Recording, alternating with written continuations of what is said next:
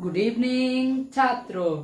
तो जैसा कि 3 दिन में और 3 चैप्टर खत्म हो चुका है फिजिक्स का, तो जरूर से जरूर देखें। ठीक है, तो ये चौथा क्लास है फिजिक्स का, डे 4 है और डे 4 में हम लोग कवर करने जा रहे हैं चैप्टर 4।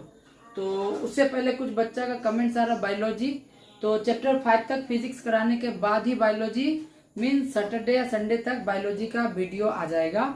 और मैथ्स का वीडियो के लिए भी कमेंट्स आ रहा है, तो मैथ्स के लिए कमेंट्स करो पहले कि देखेंगे कि कितना बच्चा को जरूरत है, क्योंकि मैथ हम बोले एक 20 डे प्लेस भी ला सकते हैं या तो डिटेल वीडियो भी ला सकते हैं। तो वो कमेंट के ऊपर में डिपेंड करता है कि किस चीज का ज्यादा जरूरत है, उस हिसाब से मैथ स्टार्ट करेंगे। मैथ भी 20 दिन में खत्म कर सकते हैं। ठीक है, तो कमेंट जरूर जरूर जरूर करें। तो स्टार्ट करते हैं हमारा video session which is chapter 4 heat. Chapter 4 है उष्मा। अच्छा, इसमें से भी बहुत कम मार्क्स आता है, तो ज्यादा इस पे भी ध्यान देना है नहीं, बेसिक ही ध्यान देना। ठीक है, हीट क्या होता है? तो हीट देखो, जैसे हमारा बॉडी से भी हीट निकलता है। अभी हम लोग क्या होते हैं ना, ठंडा आ रहा है ना, ठंडा देखना आराम से जब कंबल में घुसने जाएंगे, ठंडा लग गया, इन्ने से लग गया, थोड़ा सा सरक जाएगा तो उस करके लगेगा, है कि नहीं? लेकिन जब भूरे भूरे निकलते हैं तब रजाई से निकलने का मन नहीं करता, लगेगा कि पूरा सुकून मिल रहा है। समझ में आ रहा है बात? तो ऐसा क्यों होता है? क्योंकि हमारा बॉडी हीट प्रोड्यूस करता है। अब वो हीट से हमको क्या हो रहा है, रजाई गर्म महसूस हो रहा है। पहले शुरू में ठंडा महसूस हो रहा था, उसके बाद सुबह सुबह गर्मी महसूस हो रहा है। तो हीट क्या है? एक प्रकार का ऊर्जा है जो कोई भी वस्तु को हमको या तो ठंडा या तो गर्म होने का बोध कराता है। अगर ये बोध ठंडा है तो ये हीट के कारण, अगर गर्म महसूस हो रहा तो ये भी हीट के कारण। हम लोग यही बस पढ़ेंगे इस चैप्टर में कि क्यों ठंडा महसूस होता है और क्यों गर्म महसूस होता है। तो हीट क्या है? एक प्रकार का ऊर्जा जो हम कोई भी वस्तु को हमको ठंडा या गर्म होने का क्या कराता है, बोध कराता है। यूनिट देखने जाते हैं, ऐसा यूनिट होता है इसका जूल। सीजीस यूनिट होता है कैलोरी। इसका खोज जूल नाम का साइंटिस्ट किया था, इसलिए इसका यूनिट भी जूल में आता है। हीट को क्या से मापते हैं? कौन सा डिवाइस? कैलोरीमीटर आता है नाम का। कैलोरीमीटर से हम लोग क्या मापते हैं? हीट मापते हैं। अच्छा, मजेदार बात क्या? उष्मा से तापक्रम का जन्म होता है। अब उष्मा से तापक्रम कैसे सर? तो जैसे सूरज से 3 चीज आता है। पहला आता है लाइट, दूसरा आता है यूवी लाइट, पराबैंगनी किरण चैप्टर 1 में पढ़ा है। तीसरा आता है हीट। अब जब हीट पृथ्वी पे आता है, जब टकरा के जाता है तो वो गर्म करता है, तब बनता है तापक्रम। क्या बनता है जी? तापक्रम। अच्छा, मजेदार बात क्या बोलो तो, फसल को खिलने के लिए धूप जरूरी है कि नहीं है? सबको लग रहा होगा धूप जरूरी है, तो बाबू थोड़ा सा तुम भ्रम में हो।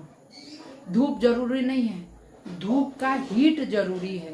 बोले सर ऐसे कान पकड़ रहे, हम तो ऐसे पकड़ रहे हैं, दोनों तो सेम ही है। तो बात लगभग सेम है, लेकिन मेन क्या है? धूप जरूरी नहीं है। तुम लद्दाख उदाख रीजन चल जाएगा, नॉर्थ सिक्किम गुरुजोंगमार लेक के तरफ, तो वहां पे धूप बहुत ज्यादा निकला रहता है, लेकिन वहां पे कोई फसल नहीं उगता, कोई पेड़ पौधा, सब कुछ बंजर मिलेगा। तो हीट जरूरी होता है। हीट जहाँ पे होगा, अच्छा वहां पे हीट नहीं है, हीट नहीं होने के कारण ही तो बर्फ सब जमा रहता है, वहाँ तापक्रम बहुत कम रहता है। वो बताएंगे डिटेल वीडियो में क्यों होता है ऐसा। ठीक है, आ जाते हैं। तो तापक्रम को किस यंत्र से मापते? बचपन में देखा होगा, बुखार होता था, बोलता ले बेटा मुंह में ठूस, थर्मामीटर, याद है लाल वाला। तो थर्मामीटर से हम लोग क्या करते हैं? तापक्रम मापते हैं।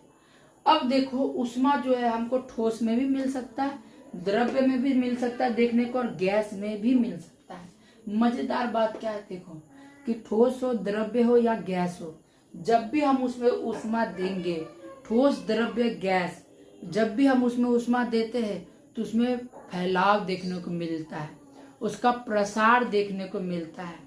ठोस में होगा तो उसको बोलेंगे ठोस का उष्मीय प्रसार, तरल में होगा तो तरल का उष्मीय प्रसार, गैस में होगा तो गैस का उष्मीय प्रसार। तो तुमको पता चल गया उष्मा का कितना रूप? 3 रूप। कौन सा प्रसार? उष्मीय प्रसार 3 प्रकार, ठोस का उष्मीय प्रसार, द्रव्य का उष्मीय प्रसार और गैस का उष्मीय प्रसार। हम अभी क्या बोले कि उष्मा ग्रहण करने पर उसका आकार में वृद्धि होता है, वो फैलता है।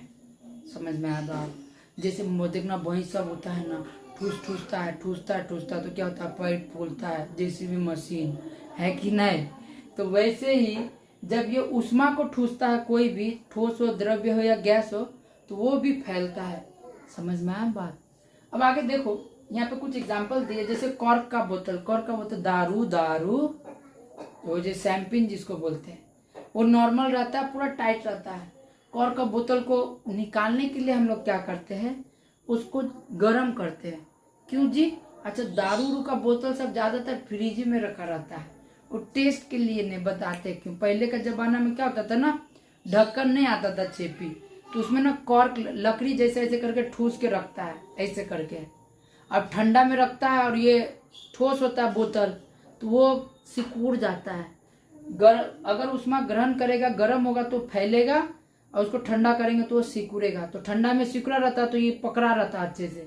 अब जैसे इसको खोलना होता तो बोतल को पहले थोड़ा सा गर्म करते दारू को, तो ये ढक्कन आराम से निकल जाता है, क्योंकि ये फैल जाता थोड़ा सा, तो ढक्कन ढीला हो जाता है। ये कॉर्क का बोतल।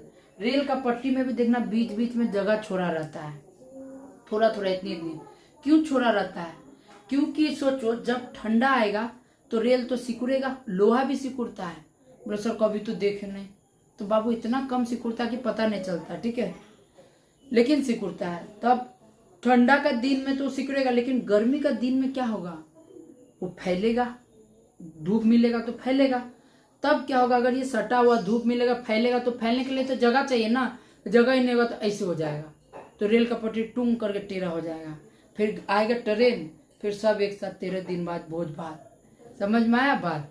तो इसीलिए रेल का पटरी के बीच में जगह छोड़ते कि गर्मी के दिन में जब फैलेगा तो फैल के वो जगह को भर देगा, तो वो रेल का पटरी ऐसे नहीं होगा, वो जगह को कैप्चर कर लेगा, उतना ही हो जाएगा, मिनी क्या बोलते हैं, मिल जाएगा एक साथ। फिर वैसे भी पुल का हिलना देखना, जो ब्रिज डोलता है पूरा, वो अच्छा ब्रिज होता है। ब्रिज पे कभी खड़ा रहो, गाड़ी जाएगा, लगेगा कि भूकंप आया, डांसिंग ब्रिज है ना, तो वो ब्रिज अच्छा होता है। क्यों अच्छा होता है बताते हैं।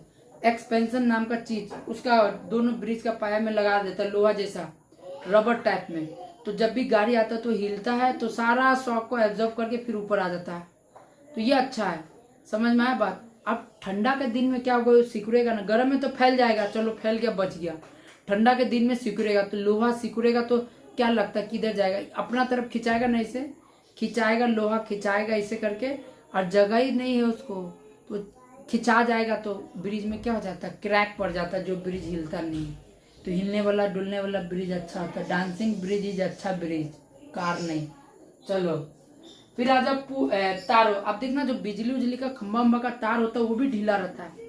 कभी सोचा कि सीधा काहे नहीं लगाता है, टाइट नहीं होता है? कि टाइट हो सकता है, लेकिन उसको ढीला रखता है। कारण यही है कि गर्मी में फैलता है, देखना गर्मी के दिन में और झूलल झूलल रहेगा, और ठंडा के दिन में क्या होता है, और ज्यादा सीधा हो जाता है। एक चीज लड़का लोग अच्छा से जान सकेगा कि गर्मी में झूलल रहता है और ठंडा में गायब हो जाता है, देखा है ना, ऐसा वहां से रहा छोटा सा, ठीक है, समझ में आ गया बात? तो इसलिए अगर ठंडा का दिन में तार खिंचाएगा तो क्या हो जाएगा, टूटने का रिस्क रहता है। सिकुड़ेगा तो, अच्छा देखो, सिकुड़ेगा तो तार ऐसे होगा ना, झूला था, सिकुड़ेगा तो ऐसे होगा। समझ में आया बात? तो इसीलिए टूटने का रिस्क रहता है, इसलिए उसको झुला के रखता है कि सिकुड़ेगा तो सीधा हो सकता है, और ठंडा में ज्यादातर तार सीधा हो जाता है सिकुड़ के, देखना अच्छा से। अब आ जाओ उसमें प्रसार। ठोस में हम बता दिए उसमें प्रसार 3 प्रकार होता है, ठोस का उसमें प्रसार।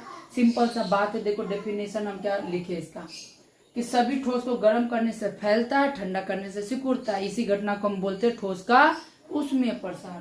तो लिख दिए, खत्म हो गया। अब ठोस का उसमें प्रसार का 3 प्रकार होता है।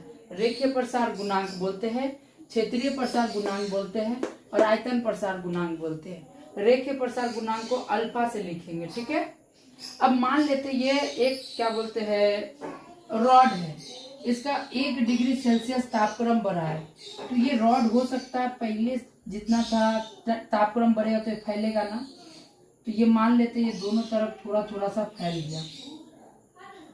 इस तरफ भी डेल्टा एल फैला है, इस तरफ भी डेल्टा एल फैला है, मतलब दोनों को मिला के डेल्टा एल का मतलब क्या होता है सर? डेल्टा का मतलब होता है छोटा सा परिवर्तन, तो छोटा सा परिवर्तन ये हो गया।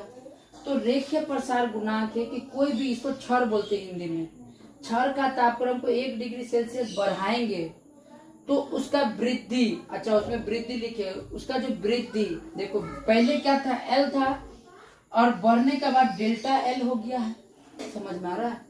तो उसका प्रारंभिक लंबाई कितना था, एल है, और बढ़ के हो गया एल प्लस डेल्टा एल।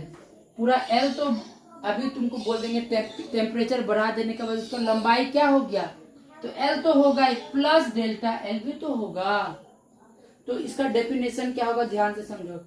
किसी भी क्षण का तापक्रम 1 डिग्री सेल्सियस बढ़ाएंगे तो उसके मतलब लंबाई में होने वाली वृद्धि एवं प्रारंभिक लंबाई एल है, और उसका होने वाला वृद्धि यानी एल प्लस डेल्टा एल का जो अनुपात आएगा उसी को हम लोग बोलेंगे रेखीय प्रसार गुणांक। समझ में आया बात, नहीं आया सर तो देखो 3 को बताएंगे, 3 को में क्लियर हो जाएगा।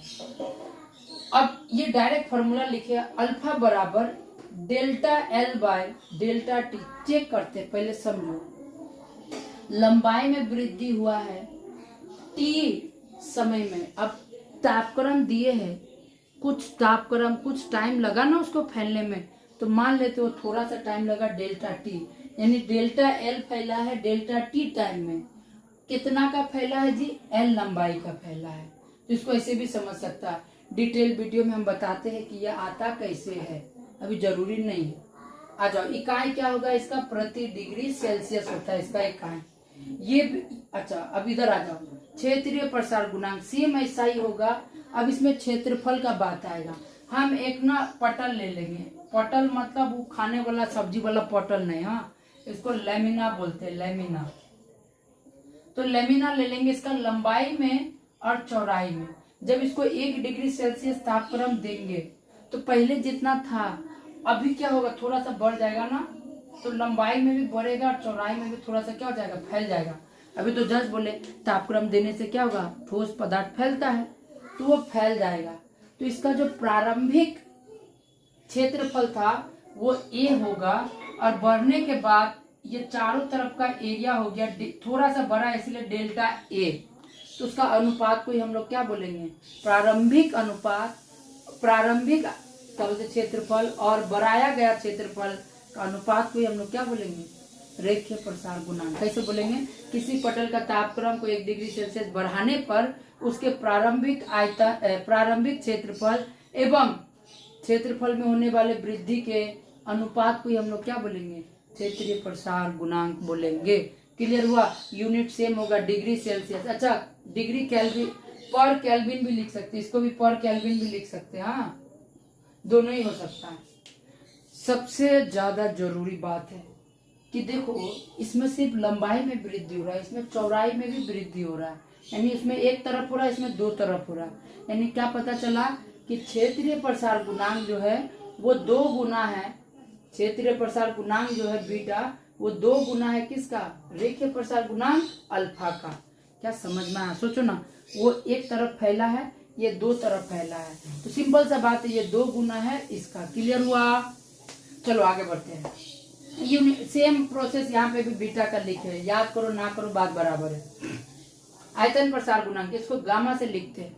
अब हम एक पिंड लेंगे, पिंड कौन सा जी, ज्योमेट्रिकल फिगर कोई भी, गोल मटोल लंबा डंडा बड्डा बड़ा, मान लेते हैं हम एक रूबिक्स क्यूब लिए, चाहे पत्थर लिए या लोहा लिए, उसमें तो मोटाई भी तो आएगा, तो लंबाई चौड़ाई और मोटाई 3 आ गया। इसका भी 1 डिग्री सेल्सियस बढ़ाएंगे तापक्रम, तो इसका भी चारों तरफ फैलाव होगा। तो पहले अगर आयतन भी था और अब बढ़ के हो गया डेल्टा भी, तो दोनों का अनुपात को हम लोग क्या बोलेंगे, आयतन प्रसार गुणांक। याद रखना तीनों में सब कुछ सेम होगा, बस इसमें चेंज होगा क्षर, इसमें पटल, इसमें पिंड, बस यही डालना है। किसी पिंड का तापक्रम 1 डिग्री सेल्सियस बढ़ाने पर उसके आयतन में होने वाले वृद्धि एवं प्रारंभिक आयतन के अनुपात को हम लोग क्या बोलेंगे, आयतन प्रसार गुणांक। लिखते हैं पर डिग्री सेल्सियस से यूनिट है। चेक करो, इसमें एक तरफ बड़ा है, इसमें 2 तरफ बड़ा है, इसमें 3 तरफ बड़ा है। कितना तरफ बड़ा है, 3 तरफ, लंबाई में भी फैला, चौड़ाई में भी फैला और ऊंचाई में भी फैला है। 1 मिनट, हाँ सुनो, तो क्या बोल रहे थे इसमें लंबाई में भी बड़ा, चौड़ाई में भी बड़ा और ऊंचाई में भी बड़ा, यानी 3 तरफ से बड़ा है, लेकिन इसमें एक तरफ से बड़ा। यानी क्या पता चला, आयतन प्रसार गुणांक जो है वो 3 गुना है किसका, रेखीय प्रसार गुणांक का। तो ये तीनों को जब मिलाते हैं तब बनता अल्फा बराबर बीटा बाई 2 बराबर गामा बाई 3। क्या रिलेशन है, वही सब चीज को मिला दे। चेक करो, अगर इसको भूल जाओ, क्रॉस मल्टीप्लाई, नीचे में कुछ नहीं तो 1 है, तो बीटा बराबर क्या हो जाएगा, 2 से अल्फा को गुना होगा तो 2 अल्फा। चेक करो, इसको भूल जाओ, नीचे में कुछ नहीं तो 1, तो 1 से बीटा को तो बीटा बराबर 2 गुना अल्फा 2 अल्फा। अब इसको भूल जाओ, 1 से गामा को गुना होगा, दिख रहा है, तो हो जाएगा गामा इक्वल्स टू 3 अल्फा। यानी वही चीज को हम घुरा फिरा के इस टर्म में लिख दिया, बहुत जरूरी है जानना। यहाँ तक खत्म होता ठोस का ऊष्मीय प्रसार। देखो बहुत स्पीड में बता रहे, अगर समझ में नहीं आया तो कमेंट जरूर करो, और समझ में आ जाए तो भी कमेंट करो यार, कमेंट से दिल खुश होता है, मन करता है पढ़ाने का। सब्सक्राइब करो या ना करो डजेंट मैटर, लेकिन कमेंट जरूर करो।